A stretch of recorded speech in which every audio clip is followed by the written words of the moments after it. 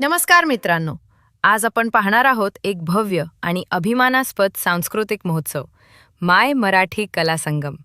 तर चला मग पाहूया या कार्यक्रमामध्ये नेमकं काय काय होतं. या कार्यक्रमात महाराष्ट्रातील प्रसिद्ध गडकिल्ल्यांचे माहिती फलक लावण्यात आले होते. इतिहासप्रेमींसाठी हा विभाग खूपच खास होता. तुम्ही कधी पाहिले का एका कोऱ्या कॅनव्हासवर महाराष्ट्राचा इतिहास जिवंत होताना, डोळ्यांसमोर किल्ले उभे राहताना आणि कलाकाराच्या हातात रंग नव्हे तर भावना वाहताना. एक आर्टिस्ट चक्क मेहंदीच्या कोणापासून रेखाचित्र काढत होती आणि बाजूलाच एका मोठ्या कॅनव्हासवर आकार घेत होतं शौर्य. थेट लाईव्ह पेंटिंग होत होतं. बाजी प्रभू देशपांडे यांचे प्रत्येक स्ट्रोकमध्ये पराक्रम होता. तुम्हाला तिथल्या तिथे तुमचा फोटो प्रिंट करून भेटत आणि दुसरीकडे लाईव्ह कॅरिकेचर 5 मिनिटात तुमचं मजेदार स्केच. इथे फक्त पाहणं नव्हतं, इथे लिहिण्याचीही संधी होती.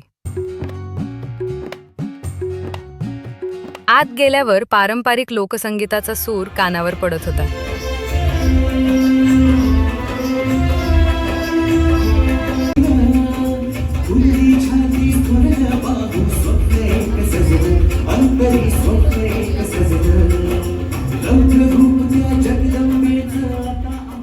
आणि पुढे गेल्यावर इतिहास हातात धरल्यासारखा वाटत होता. जुन्या काळातील नाणी, राजे महाराजांच्या काळातील चलन.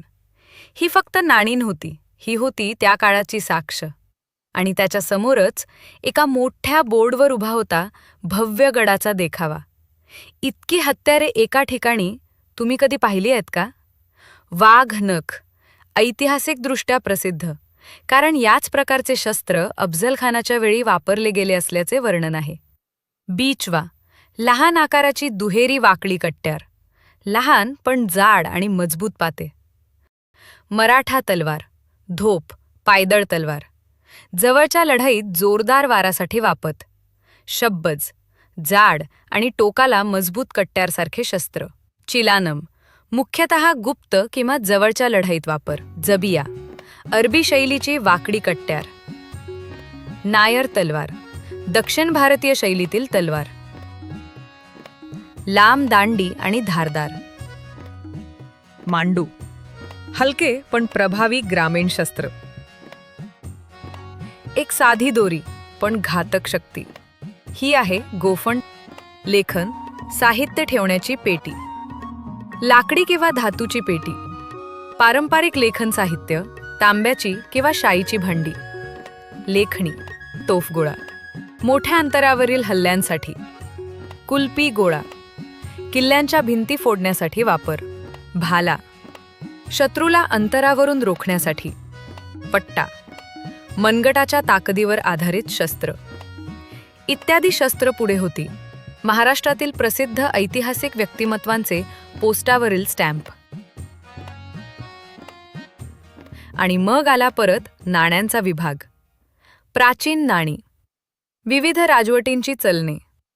इथे मला ईस्ट इंडिया कंपनीची नाणी दिसली आणि आश्चर्याची बाब ही की त्यातील 3 नाणी माझ्याजवळ सुद्धा आहेत. ते 3 नाणी आहेत माझ्याकडे आज. आपल्याकडे आजी आजोबांकडे एक तरी ब्रिटिश नाणे येतं आपल्या घरामध्ये आजी आजोबांकडनं. अच्छा, खास करून हे नाणं येतं खास करून हे नाणं येतं बऱ्याच वेळा. नाही आमच्याकडे हे 3. आता ही नाणी मला माझ्या फॅमिलीकडे मला आजी आजोबांकडे मिळालेली होती. आणि बाकीची तुम्ही कशी कलेक्ट केली? कशी म्हणजे एकतर किल्ल्यांच्या गावामध्ये जायचं, गावामध्ये जे भंगारवाले असतात त्या भंगारवाल्यांना पकडायचं. पण भंगारवाला तुम्हाला पहिल्याच फेटीमध्ये तुम्हाला काही माहिती तुम्हाला देणार नाही. तुम्हाला त्यांच्यावर जाऊन तुमच्याकडे येताना त्याच्याकडे 3-4 वेळा जावं लागेल. तेव्हा त्यांना थोडा विश्वास वाटेल की हा जेन्युइन माणूस आहे, हा थोडा जेन्युइन माणूस आहे, म्हणजे हा आपण काहीतरी हे मग तो थोडासा मग तो पहिल्यांदा एकच नाणं दाखवेल. मग त्याला वाटलं की नाही समोरच्या माणसाला जास्त कळत आहे, मग तो हळूहळू असा आपला खजिना असा ओपन करत जातो. पण त्यासाठी तुम्हाला प्रचंड पेशन्स लागतो. नाहीतर मग ऑप्शन आहे तर, पण ऑप्शनमध्ये गाणी घ्यायची म्हणजे तुम्हाला भरपूर पैसा खर्च करावा लागतो. किंवा काही कॉईन्स मला लोकांनी गिफ्ट पण दिलेली आहेत. But patience is the key. Patience नसेल तर तुम्ही नाही काय करू शकता त्याच्यावरती. एक अशी गोष्ट मिळून जाते केव्हा तरी पटकन. हां, अगदी तुम्हाला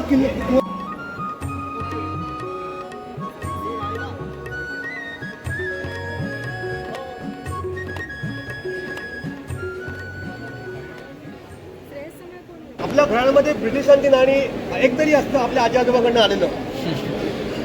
बरोबर. हं? ते एक असतं प्रत्येकाचे. हो सगळं माझं. ब्रिटिशांचं नाणं आपल्या आई घरामध्ये एक ना एक तरी असतं. खास करून हे नाणं आहे ना, हे नाणं तर असतंच असतं. हा मग लहानपणी कमराला हात लावलेला आहे आपल्याला ते करगोट्यामध्ये. भोगपाड्या पैसा किंवा भोकाचा पैसा. भोकाचा पैसा म्हणतो.